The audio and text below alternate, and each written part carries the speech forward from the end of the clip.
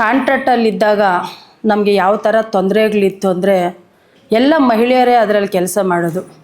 ಬೆಳಿಗ್ಗೆ 6 ಗಂಟೆಗೆ ಬಂದರೆ 2 ಗಂಟೆವರೆಗೂ ನಮ್ಮ ಪರಿಸ್ಥಿತಿ ಹೇಗಿತ್ತು ಅಂದರೆ ಕುಡಿಯೋಕ್ಕೆ ನೀರು ಇರಲಿಲ್ಲ, ವಾಶ್ರೂಮ್ ಇರಲಿಲ್ಲ.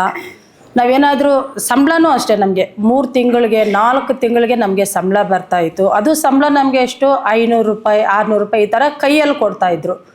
ನಾವೇನಾದರೂ ಅವ್ರ ಹತ್ರ ಕಾನೂನು ಮಾತಾಡೋಕ್ಕೆ ಹೋದರೆ ಈ ಥರ ನಮ್ಗೆ ಯಾಕೆ ಮಾಡ್ತಾ ಇದ್ದೀರಾ, ತಿಂಗಳ ಸಂಬಳ ಕೊಡ್ರಿ ಅಂದರೆ ಆವಾಗೇ ಏಕಾಏಕಿಯಾಗಿ ನಮಗೆ ಕೆಲಸದಿಂದ ನಿಲ್ಲಿಸ್ತಾಯಿದ್ರು. ಏನಾದರೂ ಒಂದು ನಾವು ಸಂಬಳದ ಬಗ್ಗೆ ಆಗಲಿ ಯಾವುದರ ಬಗ್ಗೆ ಆಗಲಿ ನಾವು ಮಾತಾಡಿದ್ರೆ, ಇಲ್ಲಾಂದರೆ ಒಂದು ಹೆಣ್ಮಗುಗೆ ಏನಾದರೂ ಒಂದು ಟಾರ್ಚರ್ ಏನಾದರೂ ಆದರೆ ಅವ್ರ ಬಗ್ಗೆ ನಾವು ಮಾತಾಡಿದ್ರೆ ಆವಾಗ ನಮ್ಮನ್ನು ಕೆಲಸದಿಂದ ನಿಲ್ಲಿಸೋಕ್ಕೆ ಅವರು ಮುಂದೆ ಬರ್ತಾಯಿದ್ರು. ಇದೇ ಥರ ನಾವು ತುಂಬ ವರ್ಷ ಕಷ್ಟಪಟ್ಕೊಂಡೇ ಬಂದ್ವಿ. ಆಮೇಲೆ ನಮಗೆ AICTU ಸಂಘಟನೆ ಅಂತ ಒಂದು ನಮಗೆ ಅದು ತಾಯಿ ಥರ ನಮಗೆ ಅದು ಸಂಘಟನೆ ಸಿಕ್ಕಿತು. ಆ ಸಂಘಟನೆಯಲ್ಲಿ ಹೋಗಿ ನಾವು ಸೇರಿಕೊಂಡ ಮೇಲೆ ನಮಗೆ ಎಲ್ಲ ಕಾನೂನು ಬಗ್ಗೆ ತಿಳ್ಕೊಳ್ಳೋ ಒಂದು ತಿಳುವಳಿಕೆ ಬಂತು.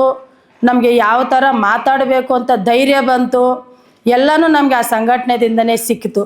ಆದರೆ ನಾವು 20 ವರ್ಷದಿಂದ ನಾವು ಹೋರಾಟ ಮಾಡುವಾಗೂ ಅಷ್ಟೇ ನೀವು ಇದು ಹೋರಾಟ ಮಾಡೋಕ್ಕೆ ಹೋದರೆ ನಾಳೆಯಿಂದ ನೀವು ಕೆಲಸಕ್ಕೆ ಬರಬೇಡಿ ಅಂತ ಕೂಡ ನಮ್ಮನ್ನು ಬೆದರಿಸಿದ್ದಾರೆ.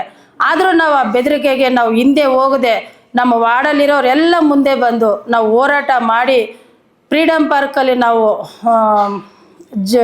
ಜುಲೈಯಲ್ಲಿ 4 ದಿನ ನಾವು ಹೋರಾಟ ಮಾಡಿ ರಾತ್ರಿ ಹಗಲು ಅಲ್ಲೇ ಇದ್ದು ನಾವು AICTU ಸಂಘಟನೆಯವರು ನಮ್ಮ ಜೊತೆಯಲ್ಲಿದ್ದು ನಾವು 4 ದಿನ ನಾವು ಹೋರಾಟ ಮಾಡಿ ನಾವು ಇವಾಗ ಎಷ್ಟು ಜಯ ಹೊಂದಿದ್ದೀವಿ ಅಂದರೆ ಎಲ್ಲ ಕಾರ್ಮಿಕರಿಗೂ ಫಸ್ಟ್ ಟೈಮ್ ಪರ್ಮನೆಂಟ್ ಮಾಡಿದ್ದಾರೆ.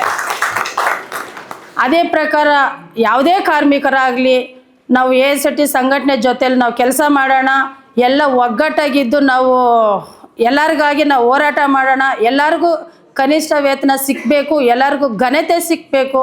ಇದೇ ಪ್ರಕಾರ ಸಂಘಟನೆ ಮುಂದೆ ತಗೊಂಡೋಗೋಣ.